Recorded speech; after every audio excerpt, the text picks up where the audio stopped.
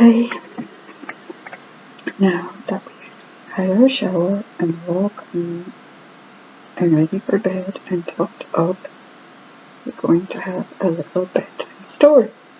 And today's bedtime story is You Will Love Polly Oddly by Anne-Marie Barrett, which is a charming, heartwarming and funny modern-day fairy tale. A story about life, love and closing circles. So, hopefully won't make you tired and sleepy, and so we'll begin. Chapter 1, page 1. Polly loved Davy. With eyes closed and head flung back, Polly basked in the feel of his breath, breathing delicately across the V-neck of her bare skin as he slept soundly on her shoulder. Completely and utterly still she sat, still but for the smallest of slow, careful shifts she made with her other shoulder as she maneuvered into position. As millimetre by millimetre she hunched it up so that her t-shirt gaped away ever so slightly, so that his warm breath carried on ever so gently, carried on in between soft cloth and softer skin, as she sighed. Lazily she opened one eye, then the other, and gazed down at him.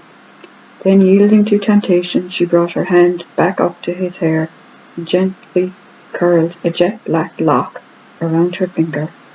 His long eyelashes fluttered, his breathing halted. She paused, but he didn't wake, and she dared to brush away a stray lash from below his left eye, from his smooth, sallow skin, which she then stroked delicately along the ridge of his perfectly sculpted cheekbone. Dragging her eyes away from him, she glanced around the lecture hall at the rows and rows of students stretching out in front of her, all hunched low over pages, all writing furiously, all anxious to record the lecturer's every word, conscious perhaps, unlike Polly, who had more pleasurable things on her hand and on her shoulder, of the likely need to regurgitate them at some point in the future. And seeing that no one was enviously watching them, him and her, she felt disappointed but relieved too, that she could go on enjoying him unnoticed. For had anyone been watching, they'd probably have wondered why she didn't nudge him awake and tell him to keep his distance, as one would expect a person to do when a stranger falls asleep on their shoulder. For that's what he was, a stranger. Not that he felt like one to Polly. How could he, when for months now she'd spent her days staring at him over the heads of her fellow students, pleading with him to notice her, not that she really expected him to, when for months she'd spent her nights imagining all sorts of convoluted scenarios, stuck lifts, capsizing ferries, raging infernos, which would throw them together and through which they'd survive, shaken but unharmed. All silly daydreams, she knew, and she'd never really expected anything to happen, not really. But then, 20 minutes ago, Davy Long, for that was Sleeping Beauty's name, ignorant of the perilous situation he and she survived each night, ignorant of her very existence, happened to sit down beside her, and she, once satisfied that he was unaware of the deafening thump-thump of her heart, began to enjoy this unexpected proximity, and even more when his head began to slump, and slump some more, until finally it fell sideways onto her own very shoulder. And although still a long, long way off from happy ever after, it was closer to the beginning of it than she had ever been before. But Polly was human, and greedily she was beginning to realize that there was still more pleasure within reach, that, after weeks and weeks of imagining what it would be like to kiss him, the opportunity was hers for the taking. And so gently, she now began to trace his lips with her finger, as oblivious and snug as a newborn babe he slept on, making little contented noises and nestling further into her neck.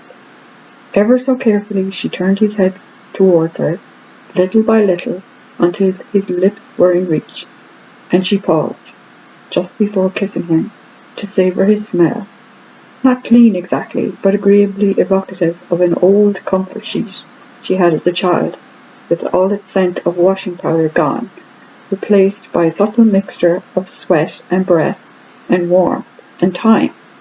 Then she leant down towards him, but as she did, her elbow hit against her metal pencil case and sent it clattering to the floor. Crash! Bang! Too late. Her chance was gone. Davy bolted upright, stared around with wide eyes open. She looked away, quickly, guiltily, knowing that she had been trying to take what wasn't hers to take and feeling very, very annoyed that she hadn't been quicker off the mark. Oblivious to Polly's lost opportunity, Professor Kiley drew to a close. And I expect that between now and the submission date, at least 5% of you will experience the tragic and unexpected death of a very close and cherished relative.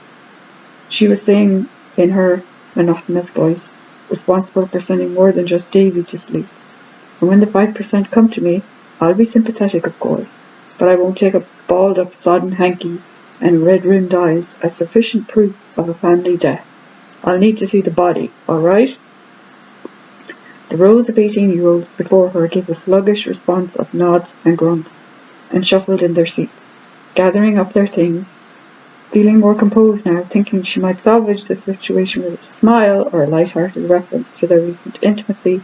Polly dazed to turn to him, but he was gone. She looked around to catch a glimpse of him going out the door. "Did I tell anyone to leave?" shouted the lecturer, but Davy didn't hear.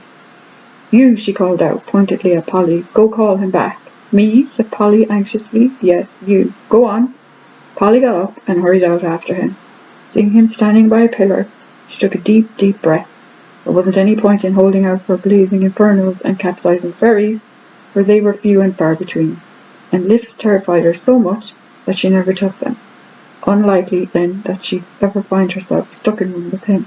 Deserted building, emergency line down, power cut, sub-zero temperatures, sleeping bag, bottle of champagne. Yes, a sleeping bag and a bottle of champagne. He happened to be on his way to a party, you see, and a lot of time and thought went into these scenarios. No, Polly realized that she had to take whatever opportunity presented itself, so now she took another deep breath and cleared her throat. "Excuse me," she called, but too timidly for him to hear. "Excuse me," she called again. Davy turned around and she walked towards him, smiling a dimpled, shy smile, wobbling on her usually comfortable, low, thick heels, which nervousness had transformed into mere slivers of stilettos. She tried to steady herself, right foot in front of left foot in front of right, slowly, no tripping, until finally she reached him. "Hello," he said, and smiled. She was distracted by the beautiful way he said hello, by the beautiful way he smiled, by his beautiful eyes. Were they grey or blue? She peered a little closer. Then realizing he was staring back at her, she pulled herself together, stepped back out of her personal space, and remembered the message. "I've sent for you. You're to come back. We're waiting." Oh God, she could have wept. She sounded as if she'd come from Der Fuhrer himself, and that without further ado, she was likely to catch him and frog-march him back to the death squad awaiting. She tried again to soften it a little. "What I mean is that she sent me to ask you to come back. That if you want to." Well, that's not what she said exactly. She didn't say anything about coming back if you want to. In fact, I think she wants you to come back even if you don't want to, if you know what I mean. He was staring. "Look, what I'm trying to say is, it's no business of mine whether you come back or not. I'm just passing on the message. Not because I want to particularly, but because she asked me to. She asked me to ask you to come back." Told me, really. Told me rather than asked, I suppose. He was still staring. Maybe she hadn't made herself clear. But how was a girl to think straight with all this starting with beautiful blue-grey eyes going on? "Do you understand me?" she finished weakly. "I think so." "So you're going to come back." "I think it's a bit late," he said, looking over her shoulder. She turned around and caught a glimpse of the lecturer's scarlet suit bobbing in the swell of student denim, exiting the lecture hall.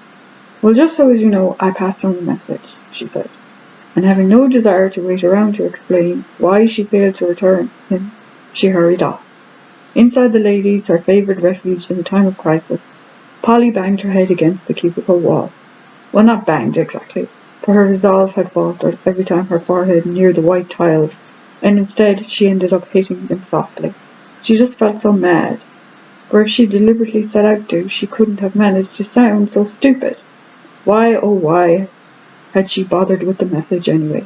Why hadn't she just gone up to him and teasingly asked him if he was in the habit of falling asleep on strangers? Why? Because she was Polly, of course. Realizing that as much as she might like to, she couldn't spend the rest of her day, or life for that matter, in the sanctuary of the cubicle. Reluctantly, she opened the door, went to step out, and then, catching a glimpse of Professor Kylie fixing her hair at the mirror before her, she hurriedly retreated. Leaning against the door, she breathed a sigh of relief at not having been spotted, just as Professor Kylie, on the far side of it, having witnessed Polly's look of horror and hasty turnabout in the mirror, wondered what it was that she was getting older, or each year's intake of students really were more peculiar than the last, and as if Polly listened out for Professor Kylie's departure, it struck her that she was complicating things as usual. Why hadn't she simply walked out and pretended not to notice the lecturer? Why? Because she's Polly. She banged on the toilet seat, sat down, and waited, thinking how ridiculous she was. She really did complicate or make a mess of everything. Take the whole college thing. It seemed to her that within a day of starting, every other student, including her cousin Cleena, knew how it all worked, knew how to transform themselves into looking like students overnight, knew how to instantly surround themselves with a huge bunch of friends, even how to talk to boys, as well as if they weren't members of the opposite sex. Both she and Cleena had started off knowing each other, yet now, any time Polly met Cleena, she center stage of a huge gang of boys, moving as one, as Polly came against them on her lonesome. And just 6 months ago, the two of them could have been taken for twins.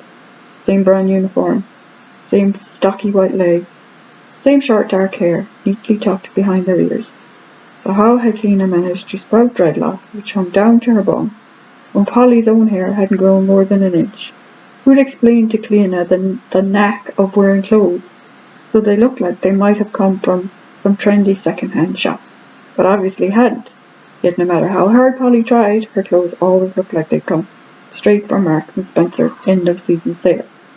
Sensible, good quality, and always completely wrong. As for legs, well, she thought, raising her skirt to examine them, they were no less solid or white than they'd been in school, but it wouldn't surprise her at all if underneath the big baggy khaki fatigues Cleena had taken to wearing now, she had now legs to rival Naomi Campbell. Hearing the outer door bang shut and deciding that the coast was clear, Polly emerged from the cubicle. She caught sight of her reflection in the mirror as she did so, and stared at it and saw nothing that pleased her. When her mother said, "But Lovey, you are pretty," in response to her daughter's frequent laments, wrongly Polly suspected that she didn't really mean it. In the same breath she'd carry on to reassure her daughter that personality was far more important. But right now, Polly felt her personality was about as engaging as that of a goldfish. And as for looks, well, if she and Woody Allen were the only contestants in a beauty pageant, it would be a close call as to who'd get the crown. Now Polly's attention had focused in on her eyebrows, and she stared at them in the mirror, and wondered at their thickness. It struck her that Cleena's old joke about the two of them having eyebrows to rival Mr. Burke, their old science teacher, was no longer apt, not in relation to Cleena at least, for it suddenly dawned on Polly that Cleena had disappeared, and in their stead were now two pencil-thin arches. Okay, that's chapter 1 finished.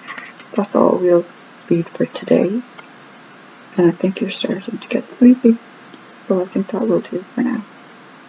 So, maybe the next day we will read chapter 2 of Who Will Love Polly Odlum. For now, let's just snuggle down and go to sleep. And I hope you enjoyed that. And heartbeat a bit more. The next time.